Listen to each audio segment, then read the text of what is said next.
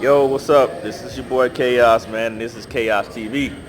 We here again, and today's topic is about relationships and how those relationships affect us, and how they make us better, how we can make people better in our relationships, how we can push them and propel them to bigger and better things, how we can, how our interaction with each other shapes your whole existence. Now, up until this point, I've talked about my friendship, the friendship that I have developed with all of my friends over the years, and that I still have, uh, family members, mentors, or whatnot. So, this is still kind of on that topic, but not so much. All of those relationships were developed over the years, uh, and it taught me a lot. It taught me different things, and it really kind of each person had each person in these current relationships helped shape me into my existence, and to what you see today. It helped build me as being total chaos. Uh, Helped shape me into being a man, a father, a friend, a brother, whatever the case may be. And hopefully, I've been a good one in all of those areas. Um, I appreciate each and every last one of them, because without it, I don't think I would have gotten this far. Um, the um, the wisdom that I received was from different angles. They were from different aspects. So some say, you should only listen to those who you want to change places with, or people whose shoes you want to put on. But I mean, if a former criminal can tell me how not to be a criminal, then I'm gonna listen to that criminal on how not to be a criminal. Uh, Same for the homeless. The homeless will tell me how not to be homeless. And okay, I'm pretty sure he had some advice, some insight. They were in my shoes at one point in life. So you have to take it for what it's worth, and just know that there's a message in there's a message in each and every conversation that you have with people. You just have to filter it, and not judge the book by its cover. So the one thing about it, there are all types of relationships. You have a business relationship, you have a romantic relationship, you have friendships, you have just acquaintances, people that you just kind of run into on the regular. But if you went through your phone and looked at your contacts, what are your contacts doing for you, or what are you doing for your contacts? Um, I went through my contacts, man. I got over 500 contacts. Okay, over 500 contacts, and there's no way possible I even talk to these 500 people in a year, let alone on a regular basis, to see what they can do for me or what I can do for them. Now, some of the people in your contacts you need to have some of those numbers. So I'm not saying that all of them are useless. It's just that, I mean, just think about all the contacts in your phone, and what are you doing for each other? Or is it just to say I have this contact? I have 3 NFL players' number in my phone, but I don't talk to them. I may have talked to one on different occasions. So but the rest of them I don't. I don't. It's just to say I have that number. And one thing I had to realize, that you know there's no need for all those contacts. That's what Facebook and Instagram is for. All right. At that point, I'm just a follower, or they're just a follower of me, or whatever the case. All right. So I had to learn to take that and move it, because it's just wasted space. You know what I'm saying? You're just taking up space in my phone, because I'm not gonna use it. So when I'm scrolling for people number that I really need to find, I can get to it a little sooner, because now I have taken all of these uh, useless numbers out of my phone. And I won't say what numbers I've taken out. Just, if you text me and I say, "Who is this?" I apologize.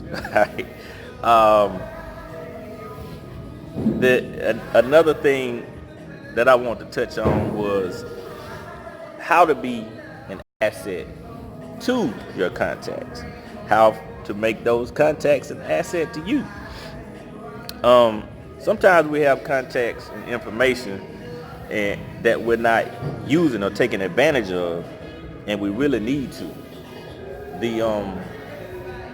The most important part about it is realizing and recognizing which is which, and how to approach it in a way to not seem gamey.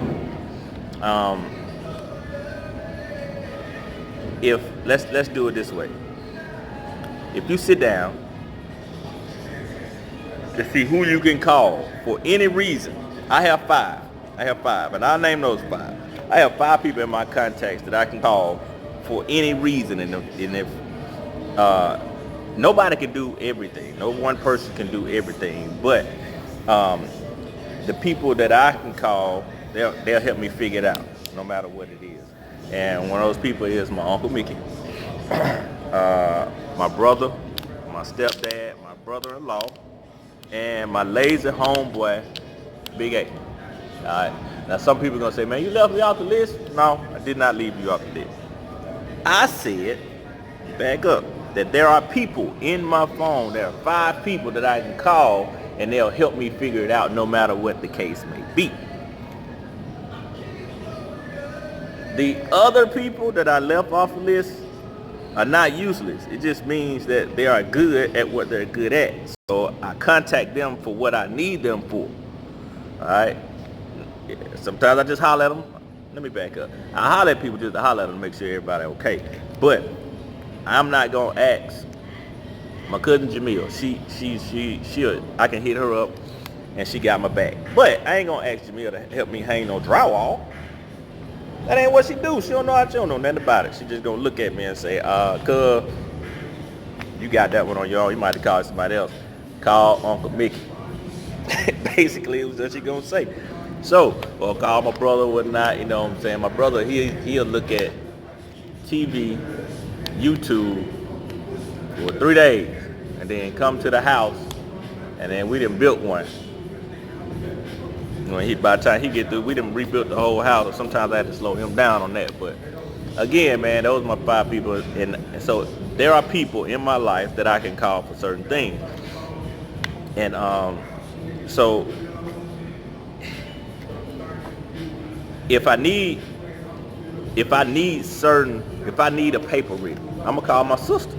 If I need to write a paper, I'm gonna call my sister or my niece Kayla, because those 2 smart people that I know. So I'm gonna get them to help me out with writing a paper and help me get making sure I word it correctly, making sure I put the right periods here and the commas there, and this word is spelled correctly, because I just know how to talk. I don't know how to write. All right, so I have to get that thing proofread and make sure everything is everything. Make sure everything is where it's supposed to be. But my old lady, if I needed a mechanic, I ain't gonna go in the house and say, "Hey, come help me put that water pump on." She gonna grab her phone, she gonna hit Google, and she gonna find a 5-star mechanic close by, the nearest 5-star mechanic. She gonna call them and say, "Hey, you should take your car here." Cause that's what she do. I'm just saying, you know what I'm saying? She got my back in there. And like, hey, I wish I could, but I got your back. We found one. You drop the car off, I'll pick you up. Boom, let's get back to the house. It's and so that's what I'm saying about the rest of them. Everybody has a craft. Everybody has a purpose. Everybody has a skill. So if you know you have a skill and you recognize you have a friend that has a skill, and that skill can help you in some way, some shape, form, or fashion, why not? Why not hit that person up and try to propel them, say, "Hey man, let's borrow. I know how to do this. You know how to do that.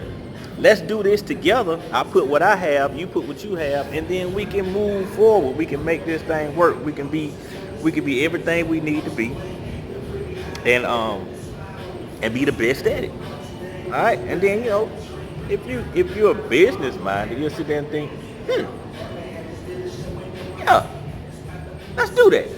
Let's make that happen. Let's make that happen. Let's jump on that right now today. And once you do that, I mean, who can stop you? Who can stop you if you put your mind together? And that's just where it is at this point. And that's where it should be. That's where your mind frame should be, because we're stopping ourselves, man, if we don't make use of the relationships that we have built over the years. I got over 30 something years of relationships built. And I'm not taking advantage of all of them. And some of those relationships are not taking advantage of me. I have friends and family that are overweight, that weigh too much, that are eating unhealthy, they live close by, they need to exercise, they won't do it. Or they don't know what to do, or they can claim they don't know what to do. And I'm right here. Yeah, my time is money. But who better to give it to than your family?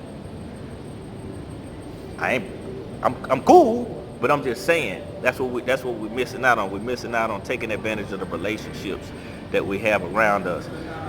I got cousins that know a lot of people, and I call them when I don't know those people. So I hit them up like, hey man, can you put me in contact with such and such and such and such? I need this, I need that, I need this, I need that. And they be like, yeah, here, call this number, boom. And I do it, and it's done. All right. I got friends who are accountants. I got friends that's lawyers. I don't have any friends in the medical field per se. My cousin is a nurse, but I'm speaking of being a doctor. My mom was a nurse, so speaking of being a physician. Bankers, other trainers who I hit up, man, I just try to use those relationships, not necessarily to use them, but they know, and I know. So call me. I mean, advice is free. You know what I'm saying? Advice is free. People charge for consultations all the time, but advice is free. You know what I'm saying? I want you to come. I want you to start using at least that part. If you're not using anything, just the advice. Hey man, shoot me in the right direction, even if you can't help me right now at this moment. It's a smart thing to do when you don't know. Holler the people that do.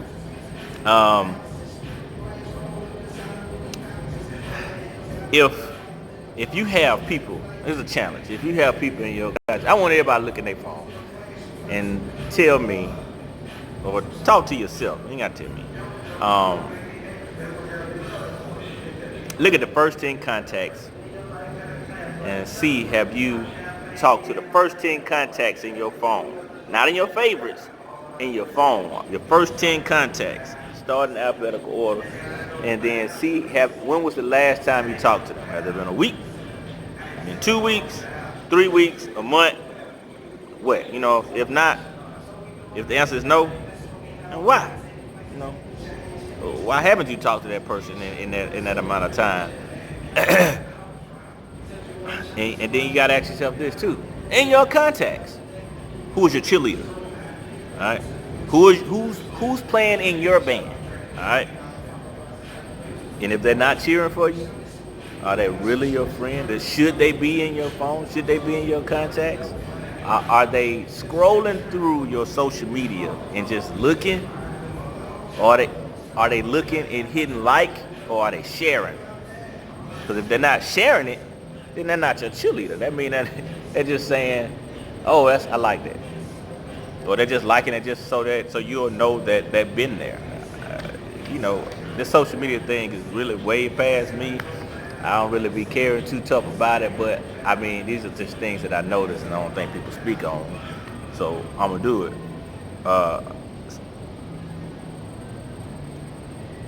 If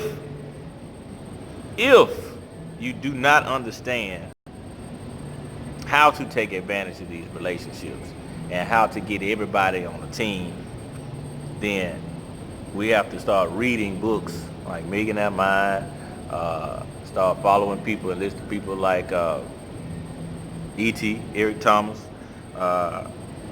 Les Brown, Miles Monroe. Look them up on YouTube, man. They're handing out stuff every day. You know what I'm saying? I listen to it every morning. I listen to one of the three every morning, one of the four every morning, and before I get started to help me better understand the purpose, help me better understand why I'm here. And it's not just to be a trainer, man. It's to help people. It's to serve. You know, I do read. I do pay attention in church when I go. I hear Bible study on the regular. I probably hear Bible study more than I go to church. But even since I do, even with doing that, before I started trying to understand what it is or what my purpose is, it made no sense. And then once I started going to Bible study and really paying attention, now it's all starting to make sense. But I get back to that later. The point is, we have people around us that can propel us, and we propel them. That's what really goes on when you meet someone. How can you benefit from this person? You know, is it sexually? Is it monetary? Is it friendship? Is it training? Is it, legal? When you meet someone, what is it about that person? It starts there. It starts there. It's something that you liked about them, or something that you felt you needed in your life in order for you to even give them your number, or you thought that you may need in your life in order for them to give you their number, and then you guys form some type of relationship after that. Again, it doesn't have to be one thing. It doesn't have to be a physical relationship. It could be a number of relationships, man. It's just a matter of knowing and figuring out what it is. And once you do, are you taking advantage of it? Are you really standing up to the task of being a person's friend or having a relationship with them? So I know this was kind of maybe off the wall, but it was something that hit me, man, because I was at the YMCA the other day, and this young man came in. He was like 21, 22 years old, and he was talking about his relationship with his female friend and how that relationship was pretty much based on what she does for him. And the way he was talking, he wasn't really being rude. He was just like, man, she look out for me. She take care of me. She feed me. You know what I'm saying? She let me use her car and this, that, and the other, whatever. And where else I'm gonna get that from? I was like, the question came up, well, do you really like her? Like, I like her for that. So, it'll be wrong to just say, I don't want to talk to you no more like that, because she do so much for me. So what it made me realize, and I had to share this with this young man, was that, dude, you're really hurting her and you're hurting yourself by not being honest with this female, because you see her as a mother figure. So she has taken on that role. She basically takes care of you like a mother would take care of a child. Now, I love my mom, and my mom has done a lot for me. But there are some things that I just do not share with her, because I'd rather tough it out and be a man about it. So, everybody needs help at some point in time. Everybody needs some assistance. But to waste years off of your life because you feel like you'll hurt that person's feeling, or you need that person, or that, and because this person actually needs you, because she's doing all of this to keep you. And it doesn't have to be that way. So once I shared that with him, man, it kind of woke him up. He was like, man, you know what? You make absolute sense. It's like, yeah, you know what I'm saying? I get it, man. You know what I'm saying? But I don't think he was using her. I just don't think he knew how to handle the situation. And it was a moment where I was writing for today. And when that came up, it was only God that put me in that room with him at that time. because I've never really had a conversation with this young man. And so hopefully I was able to help him in that way, and hopefully I was able to help someone else in the same regard. So that's it for me for today, man. I appreciate everybody for tuning in. Thank you for being patient with me. Next week I'm gonna have a guest. Thought I was gonna have one today. No, I didn't. I scheduled for next week. So next week I'm gonna have a guest, and it's gonna be about faith and fitness. So next week it's gonna be about faith and fitness, and I hit y'all up in the middle of the week to let you know who that guest is. Want to make sure nothing came up that way he won't be here, so that way I don't have to say he won't make it. So I'll let you know who that guest is later in the week. But as of right now, man, I want everybody to stay positive, stay true, never give up on yourself, never give up on the people around you. And if you don't have a cheerleader in your corner, you need to get you one. That cheerleader does not have to be in your house. That cheerleader does not have to be your best friend. You just need somebody to say, hey man, keep going. All right? And that's it. And let me be one of them. All right? So I just joined your team. I just joined your cheer squad.